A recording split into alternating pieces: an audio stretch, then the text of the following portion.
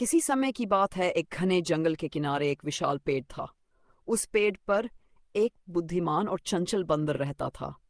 वह दिन भर उछल कूद करता, पेड़ के मीठे फलों का आनंद लेता और नदी की ठंडी हवाओं में समय बिताता।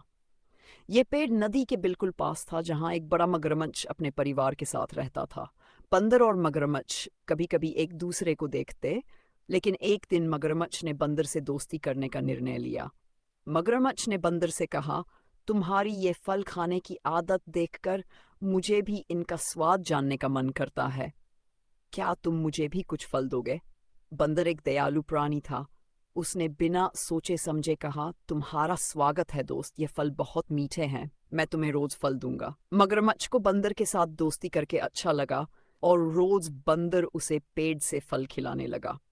धीरे धीरे उनकी दोस्ती गहरी हो गई और दोनों एक दूसरे से बातें करते, हंसते और खेलते थे। समय बीतता गया। एक दिन मगरमच्छ अपनी पत्नी के पास गया और उसे बंदर की दोस्ती के बारे में बताया। मगरमच्छ की पत्नी स्वभाव से बहुत चालाक और लोभी थी। उसने कहा, अगर ये बंदर इतने मीठे फल खाता है तो उसका दिल कितना मीठा होगा, मुझे उसका दिल खाना है। मगरमच्छ चौंक गया और बोला, लेकिन वह मेरा दोस्त है, मैं उसे धोखा नहीं दे सकता। मगर मगरमच्छ की पत्नी ने जोर देकर कहा, अगर तुम मेरा कहा नहीं मानोगे तो मैं तुम्हारे साथ नहीं रहूंगी, मुझे उसका दिल चाहिए। मगरमच्छ अपनी पत्नी की जिद के सामने हार मान गया और योजना बनाने लगा।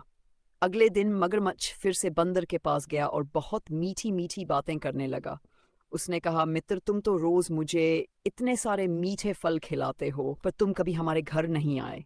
चलो, आज तुम मेरे घर चलो, मेरी पत्नी भी तुमसे मिलना चाहती है। बंदर पहले थोड़ा संकोच में पड़ गया। वह नदी के पार जाना नहीं जानता था, लेकिन मगरमच्छ ने उसे विश्वास दिलाया, तुम मेरी पीठ पर बैठ जाओ, मैं तुम्हें सुरक्षित अपने घर ले जाऊंगा।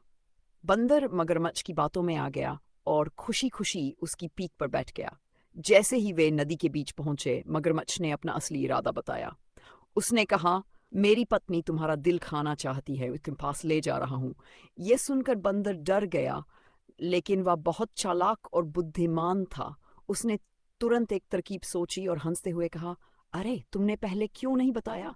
मेरा दिल तो मैं पेड़ पर ही छोड़ आया हूँ।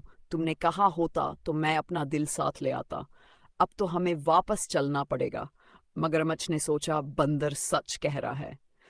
उसने तुरंत बंदर को वापस पेड़ की तरफ ले जाने का फैसला किया।